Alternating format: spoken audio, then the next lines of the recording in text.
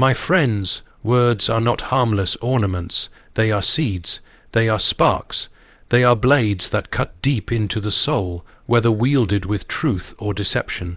And in our age, one of the most powerful pulpits is not a cathedral, nor a university, nor even a throne. It is the stage of music. There, voices command millions, shaping their loves, their hatreds, their fears, and their desires. There are artists who know this power and bow their talents toward beauty, toward joy, even toward lament in the proper place. Yet there are others who take this same gift and invert it, twisting it until the words no longer lift but drag down. They clothe destruction in rhythm, violence in rhyme, despair in melody. They make a mockery of light by glorifying the shadows. It would be naive to think that evil enters with horns and fangs, announced with trumpets. No, evil most often arrives draped in glamour, accompanied by applause, dancing on stages lit with fire and lasers. And so we come to the matter at hand. Those rappers who have so intentionally adorned themselves with symbols, lyrics, and lives that glorify the grotesque, that exalt rebellion, and that seduce countless souls into the same abyss. I do not speak here to slander individuals as though they were irredeemable.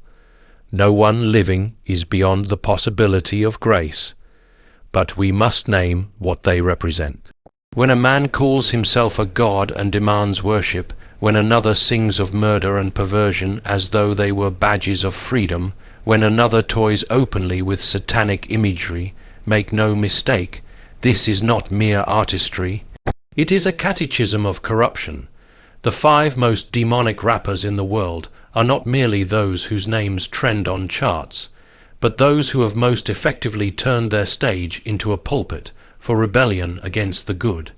Some adorn themselves in crimson rituals. Others craft entire albums as blasphemous liturgies. Others whisper to the young that life is meaningless and death is entertainment. These are not harmless entertainers. They are high priests of despair. And we must ask ourselves, why are they listened to? Why do their songs dominate the airwaves? It is because evil knows how to masquerade as liberation. The serpent in Eden did not offer chains, he offered freedom. He did not show a whip, he showed a fruit. And so too do these performers entice their audience. Break every rule, defy every order, exalt yourself above all. It sounds like freedom, but it is a freedom that leads to slavery. If a man preaches hate in a poem, we may condemn him. But if a rapper shouts the same hate to a beat, we dance to it. That is how deception works. It disguises poison as pleasure, and the youth, unguarded, take it in. So let us be clear, the danger is not only in the rappers themselves, but in the culture that crowns them. They are mirrors of what the world already longs for. The audience hungers for spectacle, for rebellion, for the thrill of fire without the cost of burning. And when such hunger grows, it always finds its prophets. But here is the truth. No man, however loud his rhymes, however bold his stage, can change the reality that darkness is darkness and light is light. Those who glorify the abyss may gain applause today, but tomorrow they will stand before the one who sees through every mask. Therefore, we who watch must be vigilant. We must not mistake popularity for wisdom, nor confuse spectacle with substance. The world may call these rappers icons, geniuses, even gods, but in reality they are men, frail men who have chosen to turn their art into a hymn of rebellion. And you, listeners, you must choose which music you let into your soul. Every song is a seed. Do not let your heart become a garden of thorns. Plant instead what is good, what is noble, what is true. For in the end, the most demonic rappers in the world can only reach you if you open your ears to them. Evil has never been so foolish as to present itself plainly, for if it came with the smell of sulphur and the snarl of a beast, even the simplest heart would recoil. Instead, it weaves a garment of light, sews sequins into its robe, and strides onto a stage where the roar of the crowd drowns out conscience. That is why the most dangerous influence in our culture is not the one that declares itself openly wicked, but the one that seduces under the guise of glamour. We mistake spectacle for substance, lights for enlightenment, applause for approval of truth.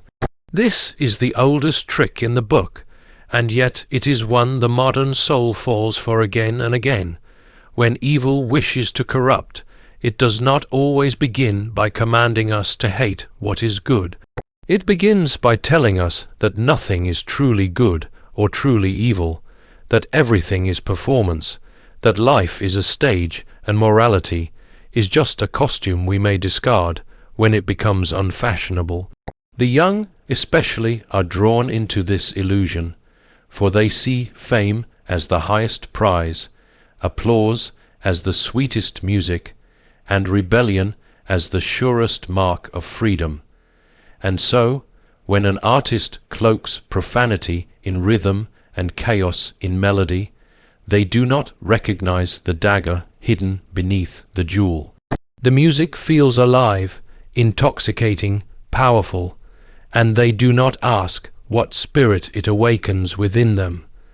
The stage has become a sanctuary, but not of truth. It is a shrine of self-worship.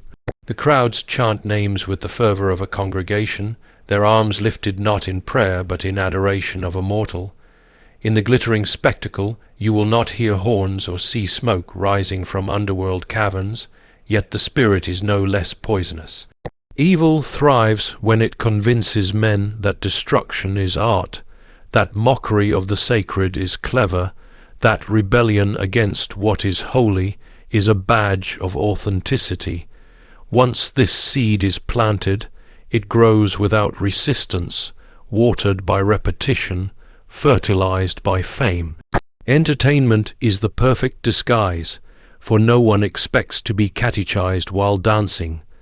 The rhythm lowers defenses, the crowd drowns out hesitation, and the constant repetition engraves lies into memory.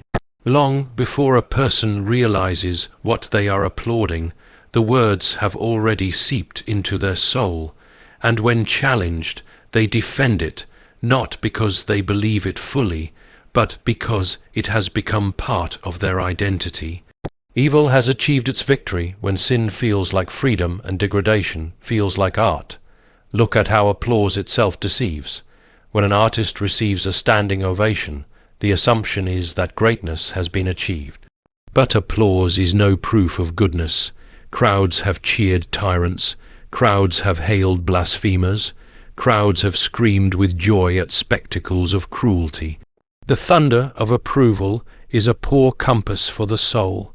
Yet it is the compass many follow, thinking that if millions are chanting the same song, it must be harmless. But truth has never been determined by numbers, and evil has never been weakened by popularity.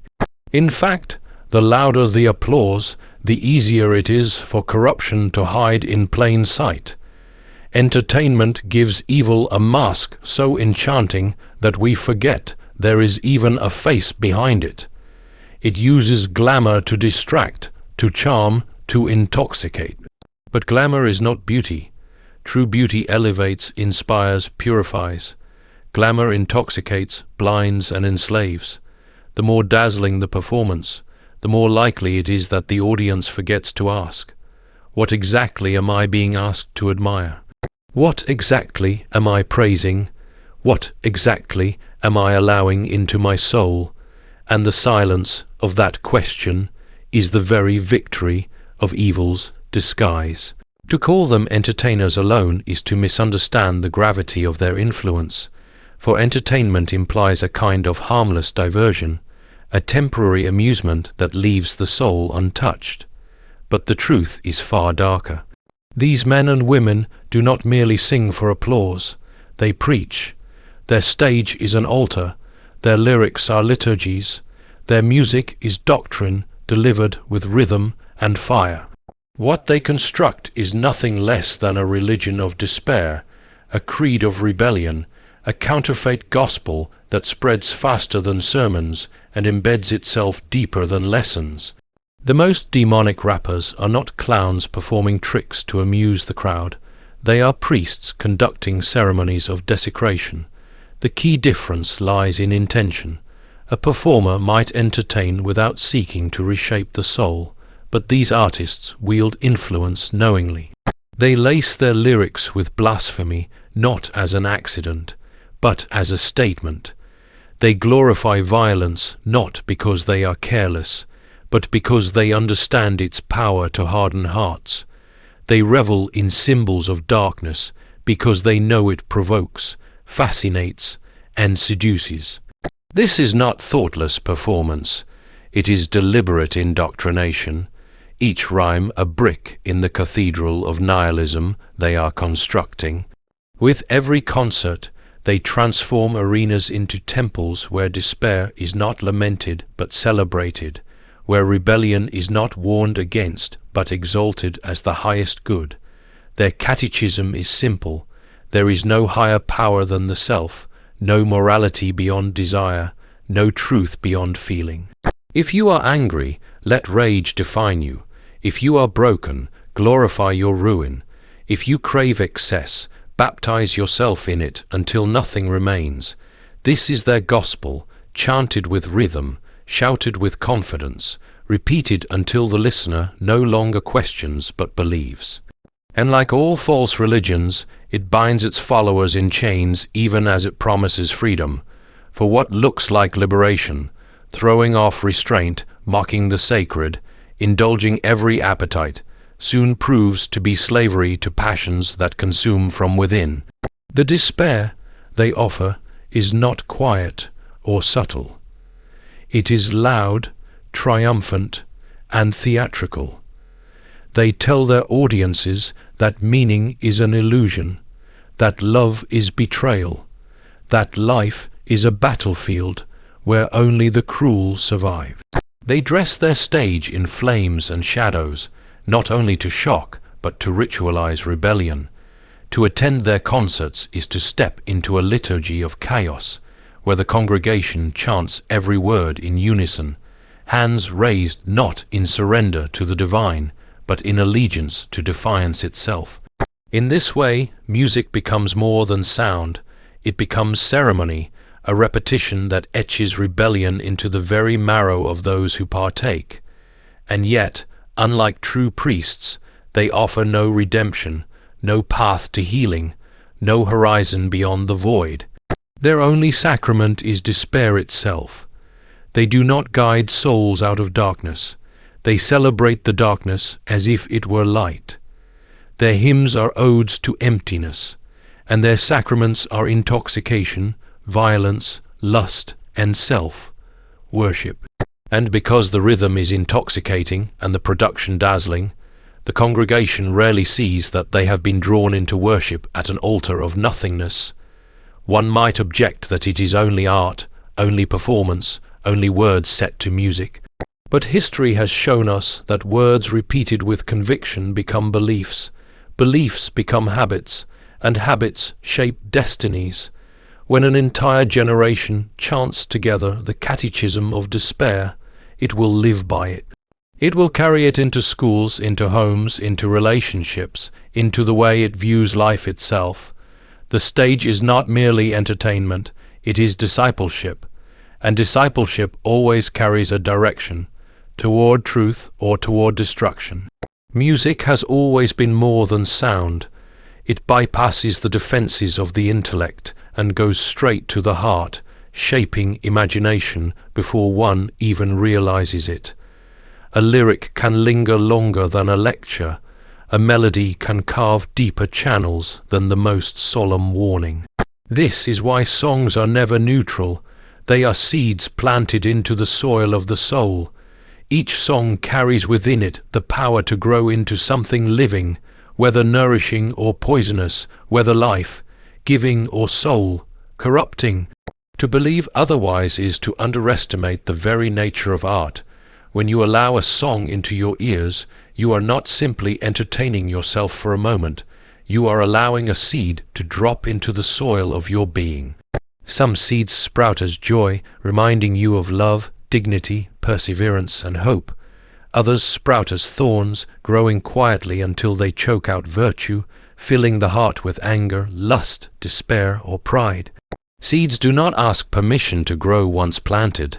They simply take root and begin their silent work. The question, then, is not whether music will shape you, but in what direction it will carry you. The most dangerous songs are not the ones that are openly destructive, for those at least may stir suspicion. The more subtle danger lies in those that disguise darkness with beauty, that drape rebellion in rhythm, that wrap emptiness in sound so intoxicating that the listener does not notice the poison entering with each beat. These are the songs that plant thorns disguised as roses. At first they seem harmless, even delightful, but over time their roots grow deep, entangling the heart in bitterness, cynicism, or despair. And by the time the thorns appear, the soil has already been claimed. Consider how repetition magnifies the effect. A seed planted once may be forgotten, but a seed planted daily will soon demand attention. When someone listens again and again, singing along, memorizing every word, they are watering the seed, tending to it, allowing it to grow stronger. What was once just a lyric becomes a mindset. What was once just a song becomes a world view. What was once just entertainment becomes a habit of the soul. In this way, the music one embraces becomes the garden one lives in. The tragedy is that so many do not realize the power they hand over. They believe themselves immune, claiming that they can separate rhythm from meaning, sound from spirit. But the truth is that no one repeatedly consumes a message without being shaped by it. The soil cannot tell the seed not to grow. It cannot say, "Take your sound, but leave behind your meaning." Seeds carry their nature with them, and the soil cannot change it. If you plant poison, you will harvest poison. If you plant truth, you will harvest truth. This is a law as certain as gravity, yet it is ignored because the music feels too beautiful to question. Every generation inherits the garden sown by its songs. When a culture saturates itself with anthems of lust, violence, despair, and mockery, it will soon reap what it has planted. Broken families, fractured identities, and a generation that calls emptiness wisdom are not accidents. They are harvests. Likewise, when songs remind people of love, honor, sacrifice, and truth, they cultivate resilience, courage, and hope. This is why the stakes are so high, why the choice of what you allow into your ears is not a trivial matter. Each listener, whether young or old, stands as a gardener of the soul. The ears are the gate, the heart is the soil, and every song is a seed. You cannot avoid the harvest. You can only choose what you will plant. Some seeds grow into thorns that wound you from within, while others grow into fruit that strengthens, nourishes, and brings life not only to you, but to those around you. What you choose to listen to is not only shaping your present mood, but determining the kind of garden your soul will become.